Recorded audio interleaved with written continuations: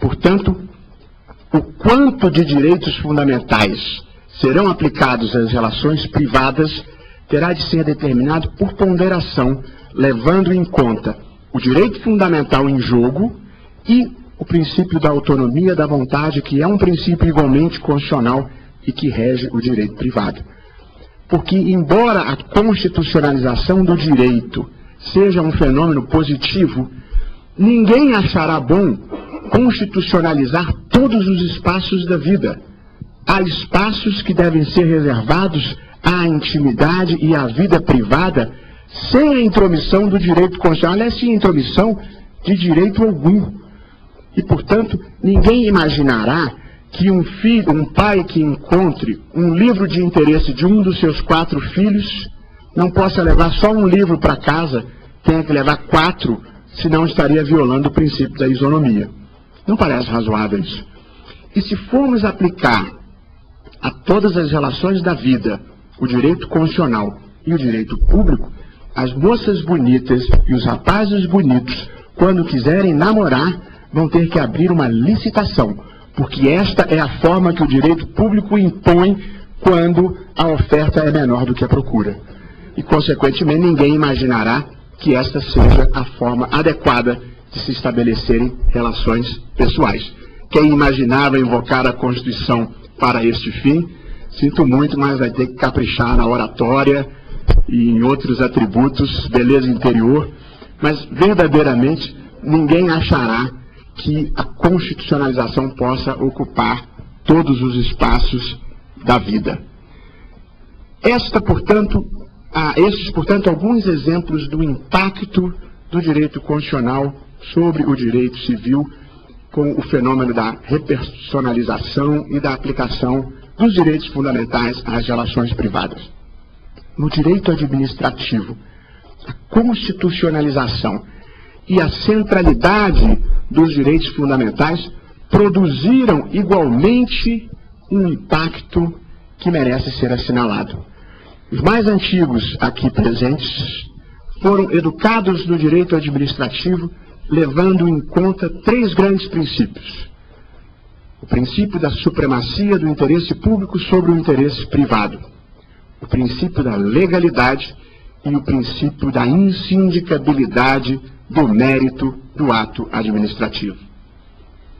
Éramos felizes e não sabíamos, porque nada disso funciona como funcionava antes.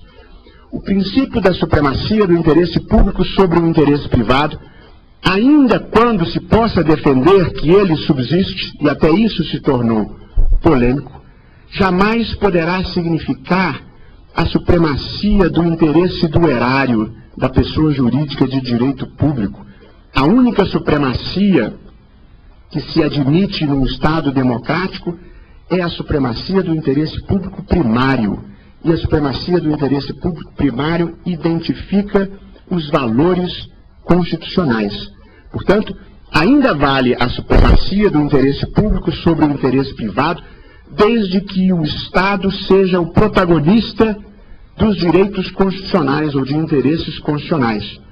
O interesse patrimonial do Estado, o interesse da pessoa jurídica, União, Estado ou município, esse não desfruta de nenhuma supremacia. Esse vai disputar e ser ponderado com o interesse privado. À luz do quê? À luz dos valores da Constituição. E atender a um direito fundamental privado contra um interesse público será prestigiar os valores constitucionais.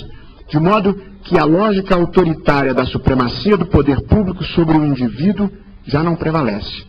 Hoje em dia, o poder público só desfruta de supremacia se e na medida em que esteja atuando em nome da Constituição.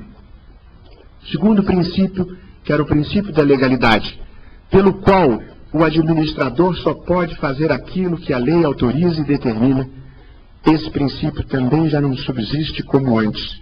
Em primeiro lugar, porque, como vimos anteriormente, existe normatividade fora da norma legislada. Mas, sobretudo, porque, independentemente da lei, o administrador público pode e deve fazer valer a Constituição.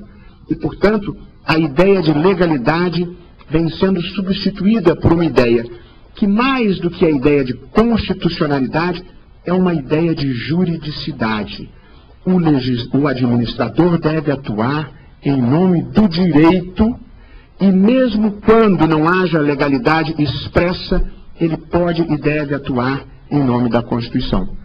Quem acompanhou a ação declaratória de constitucionalidade a propósito da resolução do Conselho Nacional de Justiça, que vedava o nepotismo, vedava o emprego de parentes até o 3º grau, em cargos em comissão e funções gratificadas, quem for ver este acórdão, relatado pelo ministro Carlos Aires Brito, verificará que esta era a discussão.